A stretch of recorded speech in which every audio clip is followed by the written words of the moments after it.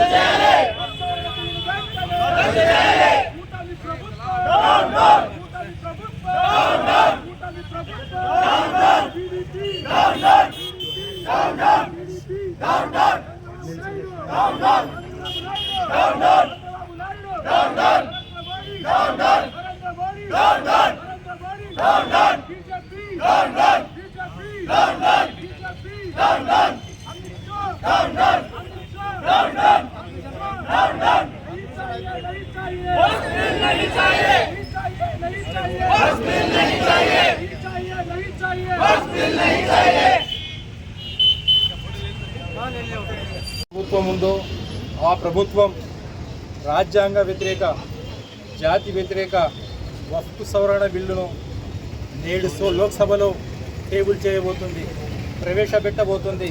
దానిపైన నేడు చర్చ కూడా జరగబోతుంది. దానికి వ్యతిరేకంగా ఈ యొక్క బిల్లు రాజ్యాంగ వ్యతిరేకం కాబట్టి నేడు social democratic party of India దేశవ్యాప్తంగా నిరసన కార్యక్రమాలను పిలుపునివ్వడం జరిగింది. అందులో భాగంగా నేడు నంద్యాలలో కూడా ఈ యొక్క ప్రొటెస్ట్ను కూడా నిర్వహించడం జరిగింది. చంద్రబాబు నాయుడు గారు నేడు మీ భుజాలపైన ఈ యొక్క భారతీయ జనతా పార్టీ నిలబడి ఉంది. బీహార్లో నితీష్ కుమార్ భుజాలపైన, మన ఆంధ్రప్రదేశ్లో చంద్రబాబు నాయుడు గారి భుజాలపైన ఈ యొక్క ప్రభుత్వం నిలబడి ఉంది. మీ దగ్గర మంచి అవకాశం ఉంది. మీరు ముస్లింలపైన మీపైన ఉంచుకున్న విశ్వాసాన్ని నిలబెట్టుకునే సరైన సమయం ఇది. అటువంటి సమయంలో మీరు ఈ యొక్క సమాజానికి వ్యతిరేకంగా, రాజ్యాంగానికి వ్యతిరేకంగా ఈ యొక్క వక్ఫ్ సవరణ బిల్లుకు నేడు మీరు మద్దతు తెలుపబోతున్నారని తెలిసింది. మీరు 3 సవరణలను మేము ముస్లింలకు సంబంధించినటివి దాంట్లో పెట్టాము. ఆ యొక్క ప్రభుత్వం జేపీసీ దానికి అంగీకరించి ఆధ్వర్యంలో దేశవ్యాప్తంగా వక్ఫ్ సవరణ బిల్లుకు వ్యతిరేకంగా ఈ రోజు పార్లమెంటులో బిల్లును ప్రవేశపెట్టడం జరుగుతుంది. ఎప్పుడైతే బీజేపీ ప్రభుత్వం ఏర్పడిందో ఈ బీజేపీ ప్రభుత్వం ఇద్దరి ఆధారాలపైన ప్రభుత్వాన్ని ఏర్పాటు చేయడం జరిగింది. ఒకటి బీహార్ ముఖ్యమంత్రి నితీష్ కుమార్, ఆంధ్రప్రదేశ్ టీడీపీ ముఖ్యమంత్రి నారా చంద్రబాబు నాయుడు గారు. నారా చంద్రబాబు నాయుడు గారు మీ నుండి ముస్లిం సమాజం కోరుతున్నది రంజాన్ తోఫా కాదు. నారా చంద్రబాబు నాయుడు గారు మీ నుండి ముస్లిం సమాజం కోరుతున్నది ఉలమాలకు అయ్యమాలకు ఇస్తున్న గౌరవ వేతనాలు కాదు. నారా చంద్రబాబు నాయుడు గారు మీ నుండి ముస్లిం సమాజం కోరుతున్నది మాకు మైనారిటీ లోనులు కాదు. మీ నుండి ముస్లిం సమాజం కోరుతున్నది వక్ఫ్ సవరణ బిల్లుకు వ్యతిరేకంగా మీ ఎంపీలు ఈ రోజు పార్లమెంటులో ఓటు వేయాలని ఈ రోజు ముస్లిం సమాజం మిమ్మల్ని కోరుతుంది. మమ్మల్ని మీరు ఏదో చేస్తున్నాము, ఏదో ఉద్ధరిస్తున్నాము అని మా ముస్లిం సమాజానికి లాలిపాప్లు ఇచ్చి మనల్ని ఉద్ధరించడానికి టీడీపీ నాయకులు ప్రయత్నిస్తున్నారు. ఇవన్నీ మాకు వద్దు. మాకు కావాల్సింది ముస్లిం సమాజానికి వక్ఫ్ సవరణ బిల్లుకు వ్యతిరేకంగా పార్లమెంటులో ఓటు వేయాలి. మీరు ఎన్నికల సమయంలో సెక్యులర్ వాది, సెక్యులర్ నాయకుడు ఉమ్మడి ఆంధ్ర తెలంగాణ రాష్ట్రాలలో ఎవరైనా ఉన్నారంటే అది చంద్రబాబు నాయుడు గారు మాత్రమే ముస్లిం సమాజానికి పక్షపాతం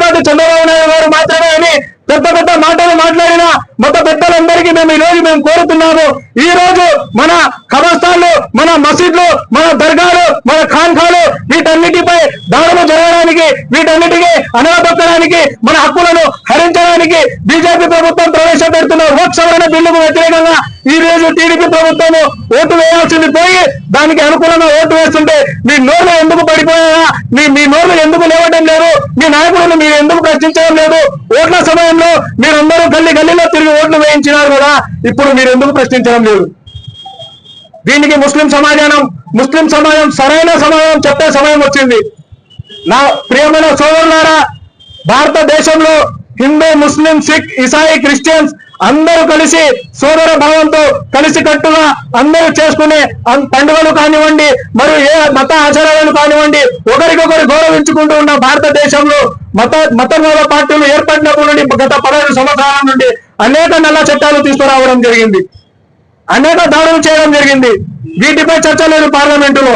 ముస్లింలను ఎలా అడగదొక్కాలి, అణగారిన వర్గాలను ఎలా దొక్కాలి, క్రిస్టియన్లను ఎలా అడగదొక్కాలి, వాటిపై బిల్లులు తేవడమే చేస్తున్నారు తప్ప భారతదేశ అభివృద్ధి కోసము రాష్ట్ర పటంలో కానివ్వండి, మన దేశ పటంలో భారతదేశాన్ని మొట్టమొదటి స్థానంలో ఏ విధంగా ముందుకు తీసుకుపోవాలన్న దానిపై చర్చ లేదు. కానీ మతాలపై, వర్గాలపై, కులాలపై ద్వేషాలను పెంచి ఈరోజు విడదీసి పరిపాలించే బ్రిటిష్ పరిపాలన ఈరోజు బీజేపీ ప్రభుత్వం నిర్వహిస్తుంది.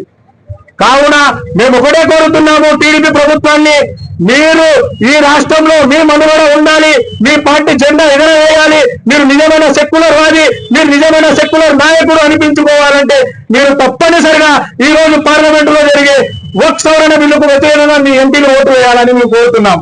కాదు కూడదు, మేము బీజేపీ ప్రభుత్వాన్ని తొత్తులుగా మారినాము, వాళ్ళ కింద మోకాళ్ళ మీద మేము నిలబడినాము, వాళ్ళ కింద బానిసలుగా ఉన్నాము, మేము వక్ఫ్ సవరణ బిల్లుకు ఓటు వేస్తామంటే మేము కూడా రానున్న సార్వత్రిక ఎన్నికలలో ప్రతి ఇంటికి తిరిగి మీ యొక్క ఘనకార్యాలను, మీరు ముస్లిం సమాజానికి చేసిన ద్రోహాన్ని, మీరు ముస్లిం సమాజానికి చేసిన అన్యాయాన్ని ప్రతి ఒక్క ఓటర్కి వివరించి మీకు సరైన బుద్ధి చెబుతామని ఈరోజు సోషల్ డెమోక్రటిక్ పార్టీ నుండి తెలియజేస్తున్నాం. ఈ రోజు రాష్ట్ర ప్రభుత్వం తీసుకున్న వక్ఫ్ సవరణ బిల్లును భారతదేశంలోని ప్రతి ముస్లిం సెక్యులర్ నాయకులు అందరూ ఈ వక్ఫ్ సవరణ బిల్లును వ్యతిరేకిస్తున్నాం.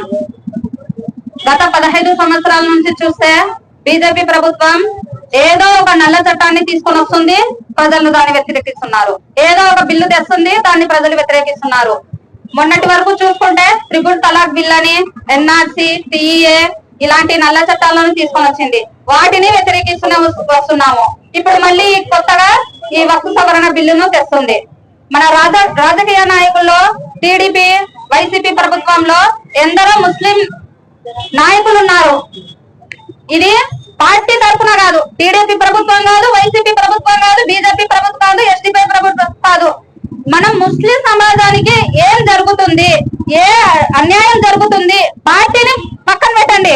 మా ముస్లిం సమాజానికి ఎవరు న్యాయం చేస్తున్నారని గుర్తు పెట్టుకోండి. ఎవరు న్యాయం చేస్తే మాకు న్యాయం జరుగుతుంది అని గుర్తు పెట్టుకొని ఓట్లు వేయండి. ముందు ఏదో వాళ్ళు డబ్బులు ఇస్తున్నారు, మేము ఓటేస్తున్నాము, వాళ్ళు నల్ల చట్టాలను తీసుకొని వస్తారు, ఏదో ఒక పార్టీ వచ్చి దాన్ని వ్యతిరేకిస్తుంది. ఇలా ఎన్ని రోజులని వ్యతిరేకిస్తూ కూర్చుండాలి మేము? మాకేం పని పాట లేదా? మీరు బిల్లులను తెస్తుంటారు, మేము వ్యతిరేకిస్తూ ఉంటాం. మీకేం పని పాట లేదా? తెచ్చే బిల్లులను, ప్రజలకు ఉపయోగకరమైన బిల్లులను తీసుకురండి, అప్పుడు మేము కూడా ఊరుకుంటాం. మేము కూడా ఇలా మహిళలు వచ్చి రోడ్ల మీద వచ్చి వచ్చి ఇక్కడ స్పీచ్లు ఇవ్వడము మాకేం పని పాట లేదా? ఒకే మాట చెప్తున్నాము, మీరు ఇలాంటి వ్యతిరేక బిల్లు, ఇలాంటి నల్ల చట్టాలను ఎన్ని బిల్లులను పాస్ చేసినా మేము దీన్ని తిరస్కరిస్తూనే ఉంటాం. మీరు మద్దతు తెలిపినా కూడా మేము తిరస్కరిస్తాం. రేపు పొద్దున మళ్ళీ ఎలక్షన్స్ వస్తాయి, అప్పుడు మా పిల్లల ముడ్డిలు కడగడానికి వస్తారు కదా, మూతి ముగ్గులు నాకడానికి వస్తారు కదా, అప్పుడు మేము కూడా ఏం చేస్తాము? మా ఈ వక్ఫ్ సవరణ బిల్లును ఎవరు తిరస్కరించారు, ఎవరు మా బోరును పట్టించుకున్నారు, అప్పుడు రాని రాజకీయ నాయకులు ఇప్పుడు ఎందుకు వస్తున్నారని మా ఇంటికి వచ్చినప్పుడు కూడా మేము కూడా ప్రశ్నిస్తాం. మాకు కూడా అంత ఇంగిత జ్ఞానం ఉంది. మేము కూడా చదువుకున్న వాడే ప్రశ్నిస్తాడు అని కాదు, ప్రతి ఒక్కరికి ఇప్పుడు అందరికి తెలిసింది ఎవరికి న్యాయం చేస్తున్నారు అన్నది. కాబట్టి ప్రతి ఒక్క ముస్లిం అయినా ఎవరైనా సరే, మా సమాజ ఒక బిల్లుకు అన్యాయం జరుగుతుంది, మాకు ఈ బిల్లు ఇష్టం లేదు, మాకు వ్యతిరేకిస్తున్నామంటే మీరు ఖచ్చితంగా దీన్ని తిరస్కరించాలి.